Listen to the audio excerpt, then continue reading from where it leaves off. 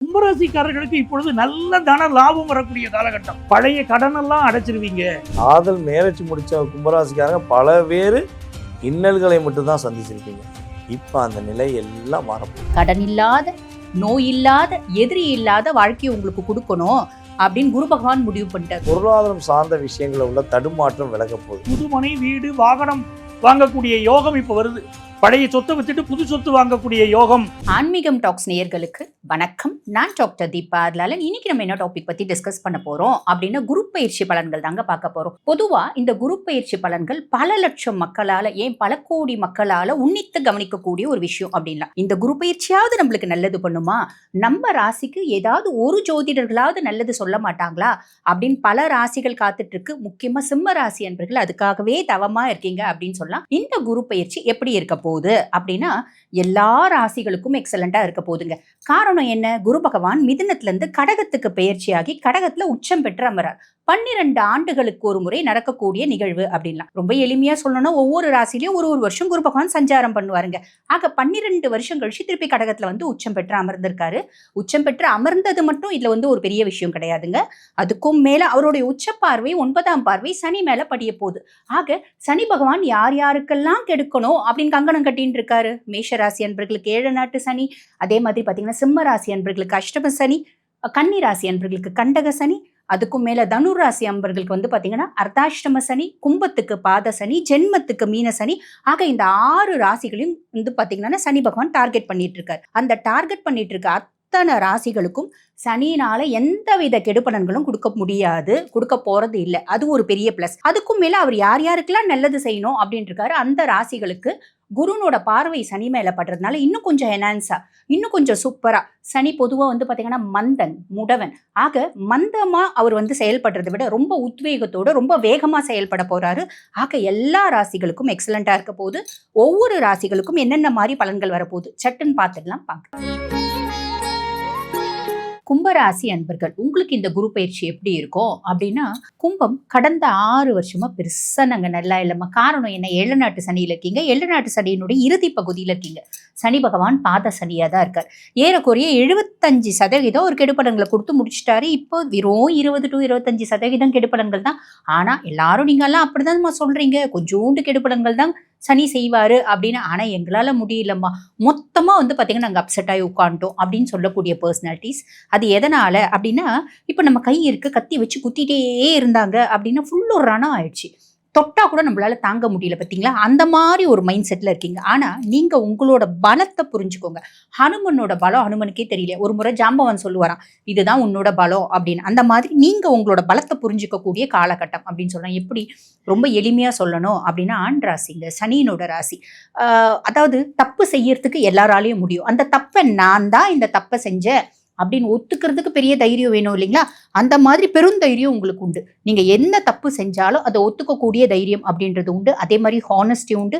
ஜாதி, இனம், மதம், மொழி அப்பாற்பட்டு ஒரு காதல் வருது, அந்த காதல் திருமணத்துல முடியுது அப்படின்னா கூட கும்பம் தான். அந்த பிள்ளை என்ன நம்பினா, அந்த பையன் என்ன நம்பினா, நான் என்ன பண்ண முடியும்? நீ வீட்டுல எவ்வளவு இமோஷனல் டிராமா பண்ணாலும், இமோஷனலா என்ன த்ரெட்டன் பண்ணாலும், என்ன நம்பினவங்களை நான் கைவிட மாட்டேன் அப்படின்னு சொல்லக்கூடிய பர்சனாலிட்டிஸ். இப்ப சனி பகவான் வந்து உங்களுக்கு பாத சனியாவே இருந்தாலும் குருனோட பார்வையினால ஆல்மோஸ்ட் அவர் நல்லிஃபை ஆயிட்டாரு. ஸோ இது ஒரு பெரிய பிளஸ், பெரிய ரிலீஃப் அப்படின்னு சொல்லலாம். தலைமையில 10 பாறாங்களோட நம்ம நடந்துட்டு இருந்தங்க 6 வருஷமா. எல்லா பாறாங்களையும் கீழே போட்டி பப்பாடா அப்படின்னு என்ன ஆஸ்வாசப்படுத்திக்கிறேன். எனக்கு ஸ்பேஸ் கிடைக்குது, நான் என்ன நல்லா வந்து பாத்தீங்கன்னா சுவாசிக்கிறேன் அப்படின்னு சொல்லக்கூடியது. இது ஒரு பெரிய ரிலீஃப்ங்க. அதுக்கும் மேல குரு பகவான் உங்களுக்கு 6ஆம் பாவத்துல வந்து உட்கார்ந்துட்டு இருக்கான். குரு வந்து பாத்தீங்கன்னா உங்களுக்கு 2 மற்றும் 11 அதிபர். தனாதிபதியும் அவன் தான், லாபாதிபதியும் அவன் தான். 6ஆம் பாவத்துல வந்து உட்கார்ந்துட்டு இருக்கா அப்படின் போது கடன் இல்லாத, நோய் இல்லாத, எதிரி இல்லாத வாழ்க்கையை உங்களுக்கு கொடுக்கணும் அப்படின்னு குரு பகவான் முடிவு பண்ணிட்டார். குருவே முடிவு பண்ணிட்டார். அப்புறம் என்ன இருக்கு? நம்ம என்ன பண்ணணும்? ரொம்ப சிம்பிள், சேனலைஸ் பண்ணிக்கோங்க. ஜென்மத்துல இருக்க ராகு நம்மளுக்கு ஒரு விதமான இனம் புரியாத குழப்பம், extreme stress, frustration, illusion, delusion, hallucination எல்லாமே கொடுப்பாரு. அதையும் மீறி ஓவர் கம் பண்றது உங்களுக்கு ரொம்பவே ஈஸிங்க. அதுக்கு தான் நான் முதல்ல ஒரு எக்ஸாம்பிளோட சொன்னேன். ரொம்ப வந்து பாத்தீங்கன்னா தைரியமான பர்சனாலிட்டிஸ் அப்படின்னு. உங்களோட தைரியத்தினால ராகுனோட மாய வலையை நீங்க அகற்றிட்டீங்க அப்படின்னா பக்காவா சேனலைஸ் பண்ண முடியும். ஆக கடன், நோய், எதிரி இல்லாத வாழ்க்கை அப்படின்றத வாழ முடியும். புரியுதுங்களா? அதுக்கும் மேல குடும்பத்துல நிம்மதி, சந்தோஷம், மகிழ்ச்சி, குதூகலம் ரொம்ப நாள் கழிச்சு வரப்போகுதுங்க. ரொம்ப நாள் கழிச்சு உங்க குடும்பத்துல இருக்கவங்க உங்களை மதிக்க போறாங்க. உங்களோட பேச்சுக்கு மரியாதை அப்படின்றது ஏற்பட போகுது. வேலையே இல்லைங்க, படிச்சு முடிச்சு 4 வருஷம் ஆகுது, நல்ல வேலை தேடிட்டே இருக்கு. பொதுவா இந்த காலகட்டம் என்னதான் குரு 6ஆம் பாவத்துல இருந்தாலும் காம்ப்ரமைஸ் அப்படின்றது ஒண்ணு வேணுங்க. சனிக்கு காம்ப்ரமைஸ் ரொம்ப பிடிக்கும். ஒண்ணு வருமானத்துல காம்ப்ரமைஸ், இல்ல உழைப்புல காம்ப்ரமைஸ், இல்ல வேலையில காம்ப்ரமைஸ், இது ஏதாவது ஒண்ணு கொஞ்சம் காம்ப்ரமைஸ் பண்ணீங்க அப்படின்னா நல்ல வேலை அப்படின்றது கிடைச்சிடும். இருக்கக்கூடிய வேலை நல்ல முன்னேறவும் செய்யும். வெளிநாட்டில் போய் படிக்கணும், வெளிநாடு போய் சம்பாதிக்கணும், வெளிநாடு நான் கோயில் டூருக்கு போகணுங்க, இன்ப சுற்றுலா போகணும், இப்படியெல்லாம் ஆசைப்படுறீங்க, வீட்டில் சொத்து பத்து வாங்கணும், இப்படிலாம் ஆசைப்படுறீங்கன்னா எக்ஸாக்டான காலகட்டம் என்ன, ஒன்றுத்துல கவனமா இருங்க. பெருசா அகலக்கால் அப்படின்றது வைக்காதீங்க. உங்களோட கவலைகள் எல்லாம் மாறக்கூடிய காலகட்டம். ப்ராப்பரா சேனலைஸ் பண்ணுங்க, நல்லது மட்டுமே நடக்கும். கும்பராசி காலச்சக்கரத்துக்கு 11ஆம் இடம். பொதுவாகவே வந்து பார்த்தீங்கன்னா கும்பம் அப்படின்னாலே ரகசியம் சொல்லி சொல்லுவோம்.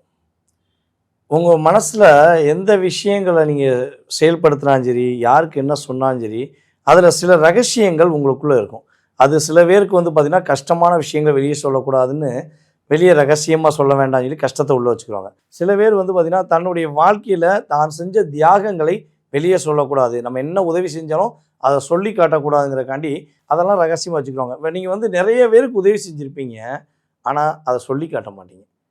ஏங்க சொல்லி காட்டினாதாங்க, சொன்னாதானங்க உங்கள் பேர் புகழும் வரும்னா வேண்டாங்க.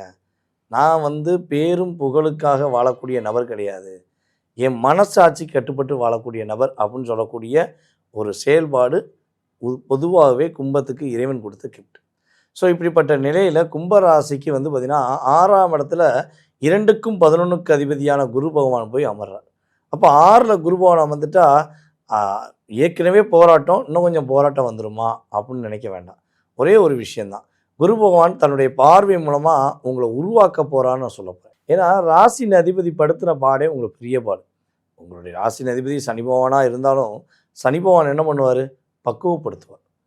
ஒரு நிலையான தன்மை.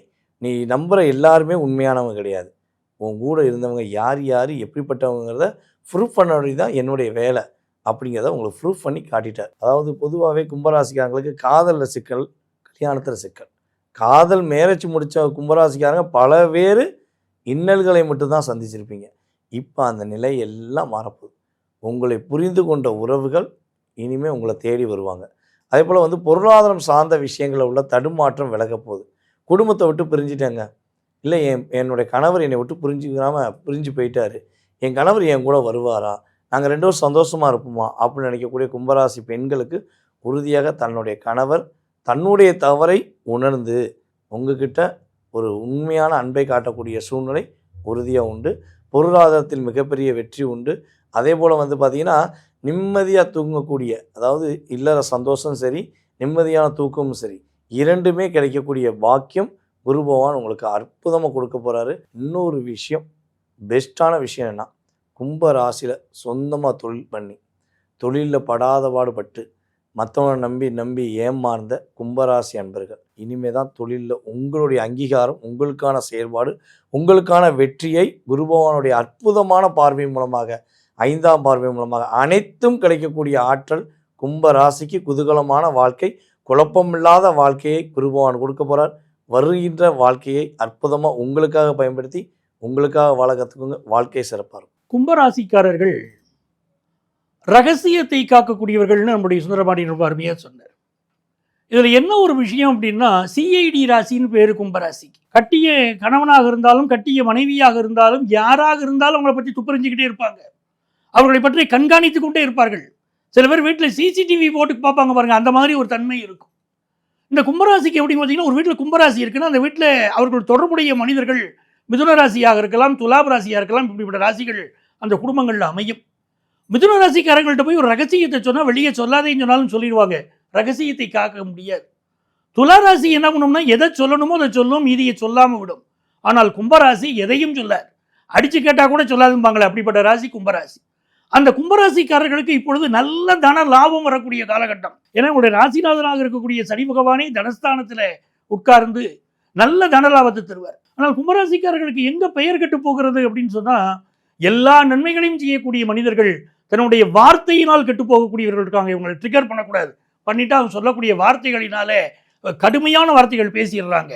அதில் மட்டும் கவனமாக இருந்தால் போதும், இவர்கள் வாழ்க்கை நல்லா இருக்கும்.